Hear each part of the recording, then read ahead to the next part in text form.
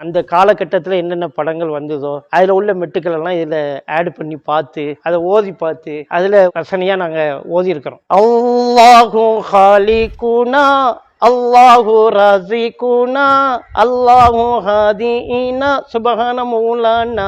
Daddy mummy வீட்டில் இல்லைங்கிற அந்த பாட்டு அப்போ இதான் ஞாபகத்துக்கு வரும், இறைச்சுங்கிறது ஞாபகத்துக்கு வராது. இன்ன பைத்தன் சாக்கினோஹு லைஸ முஹ்தாஜன் இல சுருஜி வஜ்ஹுகல் வல்லாஹு ஜத்துனா எக் தோ தீன் சார் ஒத்துக்கள் அந்த பாட்டு. அப்போ என்ன செஞ்சது, பெரிய இளைஞர்களுடைய ஒரு படை வந்து உள்ளே பூந்தி இது என்ன பள்ளிவாசலா இல்லை பஜனை மடமா இல்லை கச்சேரி பண்ணக்கூடிய இடமா அப்படின்னு கேள்வி கேட்டு பெருங்கூட்டம் கூடிடுச்சு.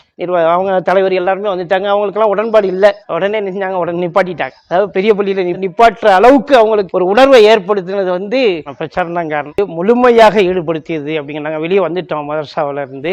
அதுக்கப்புறம் வந்து எனக்கு வந்து பிழைப்புக்கு ஒரு புடி கிடைக்கல, பார்வையில் இல்லை அப்படிங்கிறது வந்து என்னுடைய 25வது வயசுலேயே பார்வை முழுக்க போயிடுச்சு. அதனால் எங்கேயுமே நம்மளால் ஒரு இடத்துல இருந்து இமாமத் பண்ண முடியல. என்னென்னா ஹனஃபி மதுஹப் அடிப்படையில் பார்வையற்றவர்கள் இமாமத் செய்யக்கூடாது அப்படின்னு மதுஹப் சட்டம் எழுதி வச்சுருக்கிறாங்க. நம்ம மார்க்க சட்டம் கிடையாது, மதுஹப்பில் எழுதி வச்சதுனால என்னை இமாமத்தில் சேர்க்க மாட்டேன்ட்டாங்க.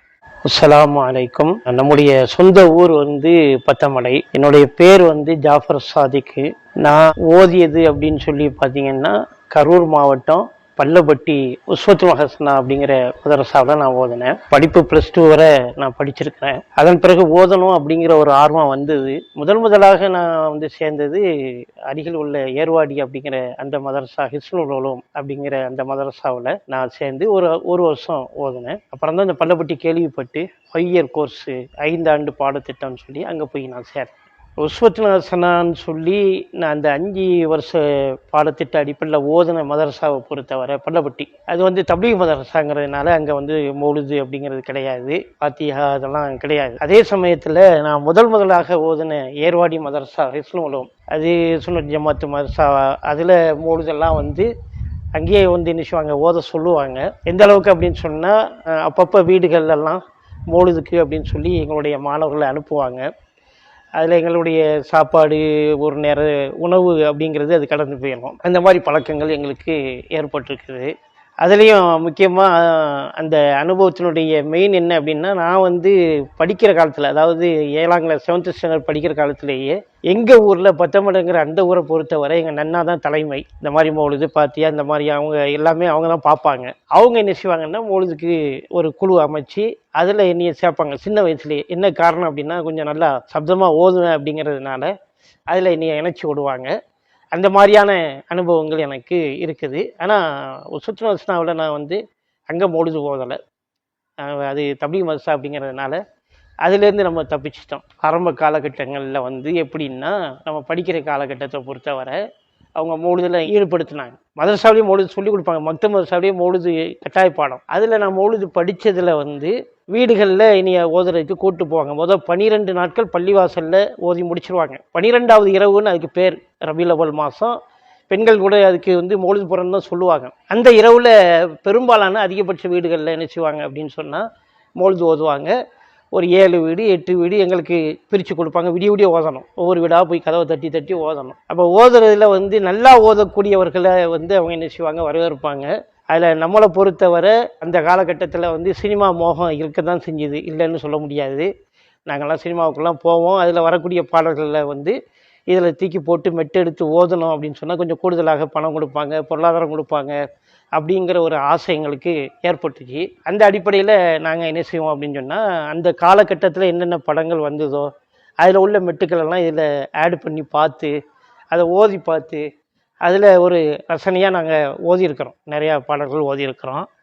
உதாரணத்துக்கு எடுத்துக்கிட்டிங்கன்னா பழைய பாடல்கள் அப்படின்னு சொல்லி மௌலாய ஸல்லி வஸல்லிம் தாயிமன் அபதா அலா ஹபீபிக கைரில் கல்கி குல்லிஹிம். வருவேன் நான் மூனது மாளிகையின் வாசலுக்குங்கிற அந்த பழைய பாடல் மட்டு. அப்போ இதில் என்ன அப்படின்னா, எங்களுக்கு வந்து இதில் பக்தி கீர்த்திலாம் கிடையாது, காசுக்காக தான் ஓதுவோம். ஒன்று. ரெண்டாவது இன்னொரு விஷயம் நம்ம அப்போவே புரிஞ்சு வச்சுருந்தோம். என்ன காரணம் அப்படின்னா, தௌஹீதினுடைய பிரச்சாரம் அப்படிங்கிறத நான் கேட்கலன்னா கூட அந்த புத்தகங்களை படிப்போம். இது சம்மந்தப்பட்ட சப்ஜெக்ட் வரும். இந்த நன்மை இல்லை அப்படிங்கிறத நாங்கள் அப்போவே புரிஞ்சுக்கிட்டோம். அதனால் எங்கள் வீடுகளில் நாங்கள் ஓத மாட்டோம். காசுக்காக ஆசைப்பட்டு இந்த மாதிரி செஞ்சுக்கிட்டு இருந்தோம். அப்போ எனக்கு இறையச்சம் அந்த மாதிரிலாம் ஈடுபாடு வரலை. போக போக அல்ஹம்துலில்லாஹ் நான் பள்ளப்பட்டியில் ஓதுகிற காலகட்டத்தில் தான் பத்திரிக்கையெல்லாம் நாங்கள் வரவழைச்சி படித்த அந்த காலகட்டத்தில் எங்களுக்கு எதிர்ப்புகள் இருந்தது. அஜர்த்துமார்களே இன்னும் இந்த பத்திரிக்கையெல்லாம் வாங்கி படிக்கக்கூடாதுன்னு சொல்லுவாங்க. அதாவது முதல்வர் அது தடை போடலை, மற்ற இதர அஜர்த்துமார்கள் எங்களுக்கு என்ன செய்வாங்க, இடையூறாக இருப்பாங்க, இது மாதிரி படிக்கக்கூடாது அப்படிம்பாங்க. அந்த மதரசாவில் ஓதுகிற காலகட்டத்தில் இன்னொரு செய்தி என்னென்னா, இதை எப்படி ஓதக்கூடாதுங்கிறதுக்கு என்ன எப்படி பேசுறது அப்படிங்கிற மெத்தட் எங்களுக்கு தெரியலை. அல்லாஹ்வுடைய கிருபையினால் அப்துல் ரஹ்மான் பிரதோசி போன்றவர்களுடைய பேச்சை நாங்கள் கேட்டு அவங்க சொல்லக்கூடிய அந்த வழிமுறைகள், அந்த நடைமுறைகள், எப்படி இதை பேசணும், மக்கள்கிட்ட எப்படி கொண்டு போகணும் அப்படிங்கிற அந்த மெத்தடெல்லாம் அவங்க சொன்ன அந்த செய்திகளை எடுத்து அதனுடைய அடிப்படையில் தான் நாங்கள் பிரச்சாரத்தை என்ன செஞ்சோம், முன்னெடுத்தோம். அல்ஹம்துலில்லாஹ் நான் அந்த கொள்கைக்கு வந்த பிறகு எங்களுடைய ஊர்களில் நான் ஒன்று, ஜமால் பைஜி அப்படின்னு சொல்லி என்னுடைய மைத்துனர் ஒருத்தர், 2 பேரும் சேர்ந்து தெருக்களில் நாங்கள் வெக்கத்தை விட்டு இந்த மெட்டெடுத்து பாட்டு படித்து காமிச்சோம். வேறு ஒன்றுமே கிடையாது, இது இப்படித்தான். எந்த அளவுக்கு அப்படின்னா, நல்லா கவனிங்க, இந்த பாட்டுலாம் எதை ஞாபகப்படுத்துங்க, அதாவது தொழுகை அப்படிங்கிறது இறைச்சத்தை ஞாபகப்படுத்தும். ஆனால் சினிமா பாடலில் வந்து எடுக்கக்கூடிய இந்த மெட்டு வந்து உங்களுடைய கவனங்களை சினிமாவுக்கு தான் கொண்டு போகும். நீங்கள் பெண்கள்லாம் பின்னால் நிற்பாங்க, நாங்கள் மௌலுது ஓதக்கூடியவர்கள் என்ன செய்வாங்க, இந்த மெட்டெடுத்து ஓதும்போது உங்களுக்கு இறைச்சம் ஞாபகம் வர்றதுக்கு பதிலாக பாடல்கள் தான் ஞாபகம் வரணும். ஒரு உதாரணத்துக்கு சொல்கிறோம், சல்லு மீனா பேத்தி மாமி, அந்த ஒரு பாட்டு எடுத்தோம்னா நேராக எங்கே தான் போவோம், அது நம்மளுக்கு ஞாபகம் முழுக்க முழுக்க அந்த சினிமா, இந்த படம் அப்படின்னு. உதாரணத்துக்கு ஒரு பைத்தை எடுத்தோம்னா புது பாட்டிலையும் எடுக்கலாம், பழைய பாட்டிலையும் எடுக்கலாம். அல்லாஹு காலிகுனா குனா அல்லாஹு ராஸிகுனா, இது வந்து பழசு, உங்களுக்கு தெரியும் என்ன பாட்டுன்னு, கட்டோடு குழல் ஆட ஆட அப்படின்னு சொல்லி அந்த பாட்டு. அதே இதை கொஞ்சம் புதுசாக எடுத்தோம்னா, அல்லாஹு காலிகுனா அல்லாஹு ராஸிகுனா அல்லாஹு ஹாதினா சுபஹான மௌலானா, டேடி மம்மி வீட்டில் இல்லைங்கிற அந்த பாட்டு என்ன செஞ்சிடலாம், இதில் சொல்லிடலாம். அப்போ இதான் ஞாபகத்துக்கு வரும்.